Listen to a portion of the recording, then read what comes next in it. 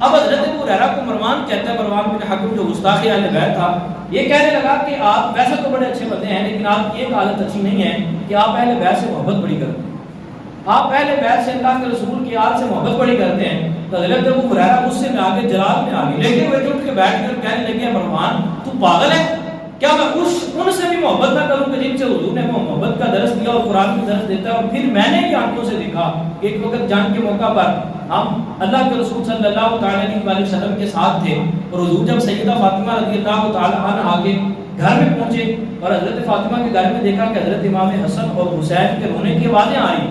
تو حضور نے پوچھا، دریافت کیا کہ کیوں رو رہے ہیں؟ تو حضرت سیدہ پاک فرمانے لگی کہ حضور پیاسے ہیں اور پانی موجود نہیں ہے۔ تو حضور سید عالم صلی اللہ علیہ وسلم نے قافلے والوں سے پوچھا کہ کسی کے مشکیزے میں پانی ہے؟ تو آپ کو پتہ ہے جنگ سے واپس آئے تھے، جنگ لڑ کے آ رہے تھے، پھر عرب کی تپتی ہوئی ریت، وہاں کسی کے پاس پانی موجود نہیں تھا، اللہ کی کرنی تھی۔ اب حضرت ابو ہریرہ کہتے ہیں مروان کو یہ حدیث سنا رہے ہیں اور کہتے ہیں کہ جب اللہ کے رسول نے یہ بات سنی تو آقا کریم صلی اللہ علیہ وسلم نے پردے کی اوڑ سے حضرت فاطمہ کو کہا کہ مجھے حسن تھماؤ۔ حضرت امام حسن کو پکڑا، حضور نے چوما، اپنے ہونٹ ان کے ہونٹوں پہ رکھے اور پھر زبان مبارک چسائی۔ یعنی دیکھیں اللہ کے رسول کی زبان کی، جس کے بارے میں اللہ فرماتا ہے لا وحی یوحی، کہ یہ بولتے ہی نہیں ہے سوائے اس کے کہ ان کی زبان کے اندر رب بولتا ہے۔ اور پھر اللہ کے رسول کی زبان، اب دیکھیں نا، آپ نے شہد چکھا ہے،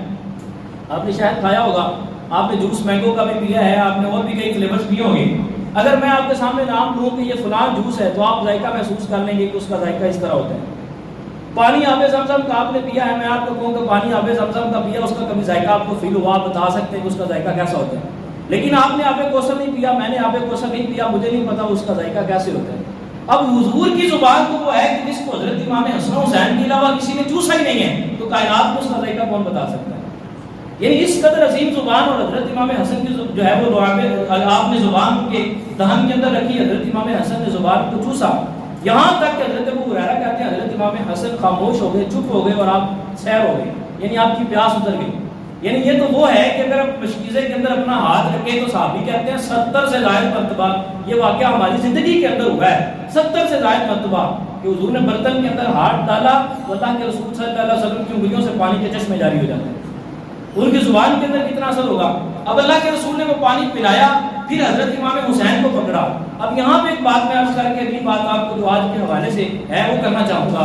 کہ آپ دیکھیں، لوگ یہ کہتے ہیں کہ حضرت امام حسین پیاسے تھے اور وہاں پہ پانی کو ترس رہے تھے، آپ کو پانی میسر نہیں آ رہا تھا۔ وہ ساری کہانیاں جھوٹی ہیں یا سچی ہیں وہ ایک الگ سائڈ پہ رکھ کے صرف اتنی بات میں مجھے جواب دیں، اور میں آپ کے سامنے جو کرنا چاہتا ہوں وہ سنیں کہ حضرت امام حسن اور امام حسین کو زبان مصطفیٰ پلائی گئی۔ زبان مصطفیٰ